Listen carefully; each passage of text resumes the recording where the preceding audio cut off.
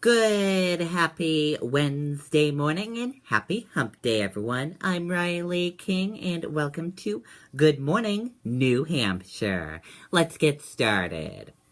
Family of slain woman fights to keep records sealed. The parents of a University of New Hampshire student who was raped and killed in 2012 are fighting to prevent details of her sexual history from being exposed to the public. Aerosmith frontman Steven Tyler set to play at Laconia Fest. Steven Tyler will hit the stage Wednesday night for a performance at New Hampshire's Laconia Fest. New Hampton mourns loss of fallen firefighter. The New Hampton Fire Department is mourning the loss of a firefighter. Canadian man pleads guilty to false statements on New Hampshire gun applications. A Canadian man accused of trying to buy 100 handguns from an army dealer in Nashua pleaded guilty to making false statements on Tuesday. Authorities seek alleged police imposter in Dover. Dover police are investigating reports of a suspicious man who may be impersonating a police officer. Massachusetts man arrested on drug charges in Hampton.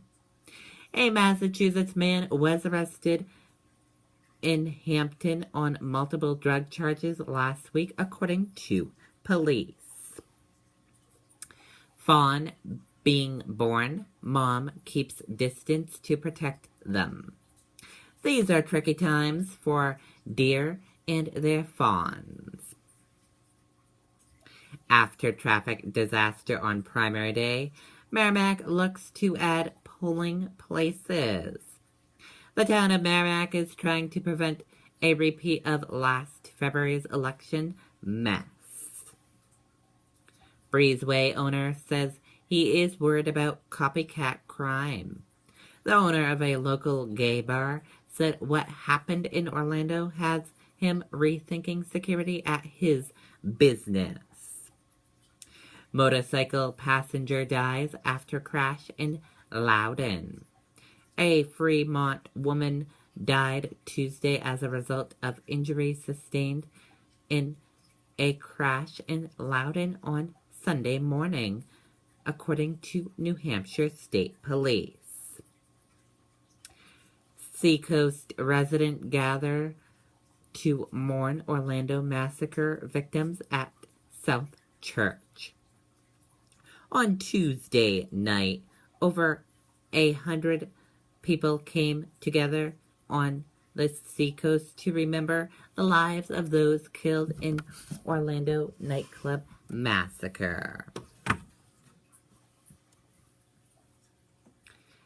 Accident on General Sullivan Bridge made for difficult commute Tuesday afternoon. State police are investigating a crash that made a mess of the drive home along the Spalding Turnpike Tuesday afternoon. Sununu, Gastis continue war of words over opiate fight.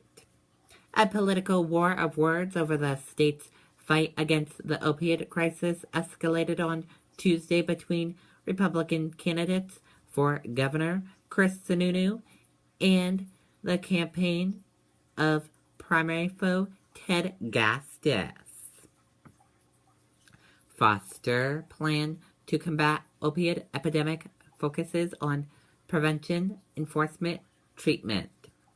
Republican candidate for governor Jeannie Foster unveiled a plan to combat the state's opiate epidemic on Tuesday, saying that her experience working with teens at a residential treatment center gives her a special understanding of the problem. inside the swing state playbooks. Republicans will rally on the sheer force of Donald Trump's personality to tap into deep-seated voter anger. Democrats are continuing on a superior field organization to serve as Hillary Clinton's farewell. Wall Street eyes rebound ahead of Fed decision. U.S. stock index futures indicated a higher open Wednesday following some hefty selling in global equity markets as investors eyed an upcoming rate decision by the U.S. Federal Reserve. Child dragged by gator into lake near Disney resorts in Florida. Search underway, police say. A search is underway for a 2-year-old boy who was dragged by an alligator into the water Tuesday evening near Disney's Grand Florida Resort and Spa in Orlando, Florida, according to the Orange County Sheriff's Office. And we have a video for you, how to survive an active shooter situation. Let's take a look at the video. I'm Riley King. How to survive an active shooter situation. We have a video for you from Good Morning America. Team of insiders ready to weigh in on today's story. Dan is right here with us to chat in just a moment, but we do want to talk again about Orlando. No one ever expects to be in a mass shooting, but the reality of the Orlando massacre shows us it can happen anywhere at any time. John Matthews, a 30-year law enforcement veteran, author of Mass Shootings, 6 Steps to Survival, is here with what to do if it happens and you are somewhere near them. John, what do we do? Well, the first thing you want to do is exit. You want to get as far from the shooter as you possibly can. You may not have to go out the entrance that you came in. Look for any way to get out, a side door, a back door, a loading door, maybe go through a kitchen. We heard several witnesses said that they got out and put distance between themselves and the shooter.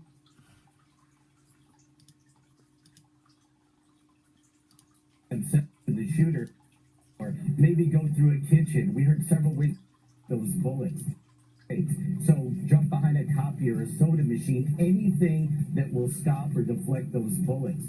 If you can't exit and you can't find cover, the next best thing to do is to conceal yourself.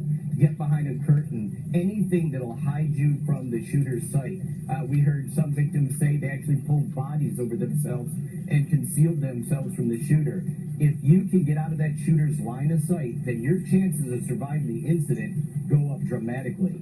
I'll tell you what, John, and I have one other quick question for you. What about engaging the shooter? If you feel like you have a chance to engage them, should you do that? Should you try to stop them? Our research says no, only as a last resort should you engage the shooter. Almost all the time that an unarmed citizen engages a shooter, they end up being a victim. Only during the following circumstances, when you have 3 or more people, when the shooter is engaged in a non-shooting activity and you can attack them simultaneously, do you have any chance to survive? Well, you know what, John? Thank you for your advice. Hopefully it's advice that none of us will ever need. No one out there will ever need. But thank you so much, John. And now to one of the biggest... Okay, and that is how to survive an active shooter situation. Thank you. Goodbye. Okay, there you go. That was our video we had for you, how to survive an active shooter situation. We'll post that video on Facebook for you, and you can go to my YouTube channel and check it out as well, and we'll post it on Twitter as well. Now let's take a look at your radar. Here's a look at your radar right now. As you see, it's pretty clear. We have some clouds and a few rain showers moving through New Hampshire, but it's all clear. Now let's go over to our weather station and take a look at the weather for today. Your weather right now, your wind speed is 8 and current is 4 coming from north, and your temperature is 68 degrees. Humidity is 61. Heat index is 76, and your forecast says rain likely. Pressure is 29.95, and the moon phase is waxing gibbous, and your low record for today is 58 degrees, and your high record for today is 81 degrees. Now let's take a look at your next 7-day forecast. Here's a look at your next 7-day forecast.